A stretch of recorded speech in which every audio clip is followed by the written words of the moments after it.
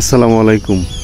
আমরা যারা রিজিকের চিন্তা করি যে কাম না করলে চাকরি না করলে কইতে খামু, আপনারা আসলে এই ছাগলের ভিডিওটা দেখেন। ছাগলের ভিডিওটা দেখে আপনারা বুঝতে পারবেন যে আসলে আল্লাহ কই থেকে মানুষেরা খাওয়ায়। আল্লাহ যে সৃষ্টি করছে পুরা পৃথিবীর মধ্যে যত পশু পাখি জীব জানোয়ার সৃষ্টি করছে, আল্লাহ কিন্তু সবাইরই কিন্তু খাওয়াই নিতেছে। খাওয়ানোর দায়িত্ব কিন্তু আল্লাহরই।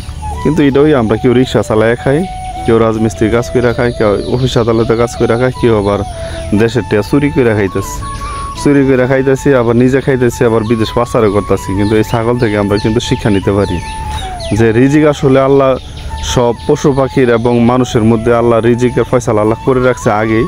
কিন্তু এটা থেকে আমরা শিক্ষা নিতে পারি যে রিজিক আসলে অন্বেষণ করা কঠিন। আপনি যেভাবে এই রিজিক অন্বেষণ করেন না কেন, রিজিক আসলে এটা আল্লাহ প্রদত্ত। এটা আল্লাহ কারে কোন সময় খাওয়াইব এটা আল্লাহ ভালো জানে।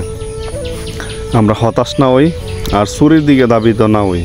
আল্লাহ তো একভাবে না একভাবে খাওয়াইবে। আমি কিন্তু ছাগলটারে কিন্তু বাধা দিয়েছিলাম, বাধা দিয়ে আমি ছাগলটা রাখতে পারছি না। আমি 5 মিনিট ছিলাম, তারপরও ছাগলটা কিন্তু ওই গাছটা কী করছে, খাইছে নাকি না খাইছে এটা পরে আর আমি জানি না।